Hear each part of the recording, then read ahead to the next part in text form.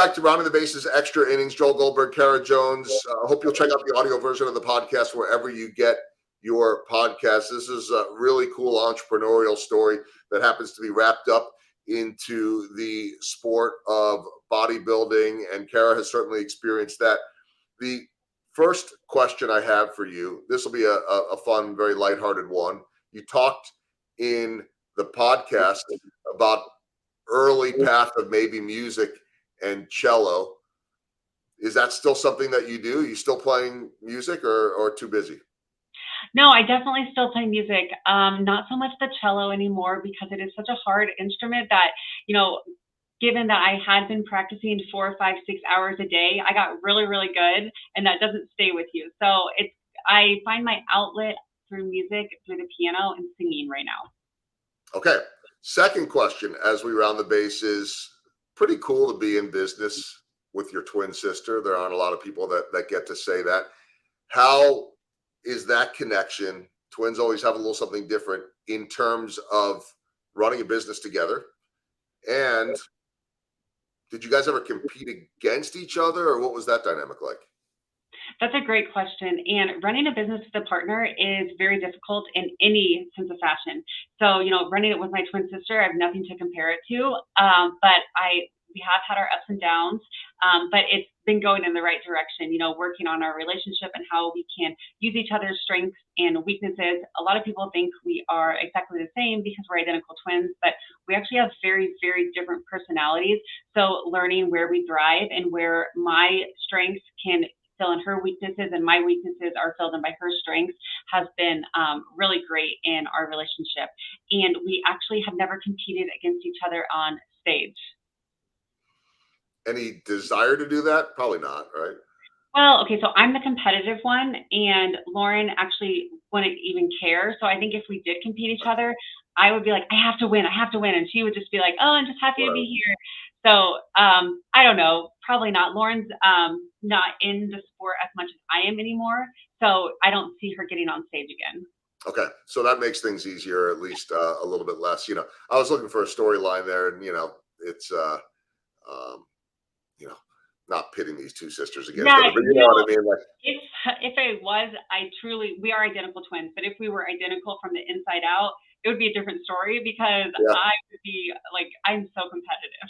So it's good that it's not like that. Yeah, this probably is healthier in terms of this. I was reading something, so maybe this was an early sign that you were making dresses as a 7-year-old. Yes. For an American Girl doll. Yeah, I have to show you. This is good. It'll be on YouTube too. Okay. Okay, and my little Build-A-Bear. So this is a Build-A-Bear, and I had an American Girl doll. So growing up, I would always make them outfits, and so I had to make my bear a bedazzled bikini. So here you go. What do you remember? Like as a 7-year-old, to be sewing was pretty impressive. What do you remember about those days? Yeah, and I was always sketching different dresses, ideas, and clothes for little paper dolls, and I've always liked to create things, and I made my own clothes growing up as well. And so I'll relate this back to the story I was talking about on the podcast. The first time I made a bikini, I made it out of satin material and it didn't stretch. Well, I had only learned to sew cotton material. I had never sewn anything that stretched, and I didn't realize that when you make a bikini, you have to use not only stretch fabric, but 4-way super stretchy. So I did sew a lot as a kid, but not the spandex material. All right. The early years of what would eventually become a very successful business. Who would have known? You didn't know it at that point.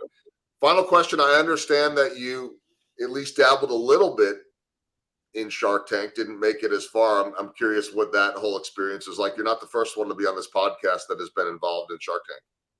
Yeah, we were really hopeful. It was in February of 2020, right before COVID, and they had an audition here in Kansas City. So we went downtown and we did our pitch, and we did not get called back for it. But we know now what they are looking for. They are really big on the story behind why you got started. And we do have a great story. We just did not share that too much in the pitch when they ever come to Kansas City again, you can expect us to be there and try again, because we would love to be on the show. That would be amazing.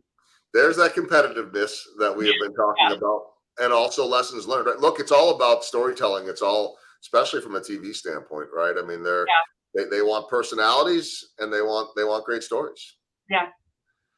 Well, I hope that happens. I know it'll be very, very entertaining. And so whenever that happens down the road, I know you'll be first in line and ready to go, and hopefully that'll work out. I want to remind everybody, if you're interested in an incredibly successful business and some really incredible visuals when you go on their website, it's angelcompetitionbikinis.com. And I really encourage everybody to check out the audio version of the podcast with Karah to hear all about her journey, which really happened completely innocently and blew up into something incredible. So Karah, again, thanks for spending time on Rounding the Bases on YouTube here, and continued success with the business. Yeah, thank you so much for having me.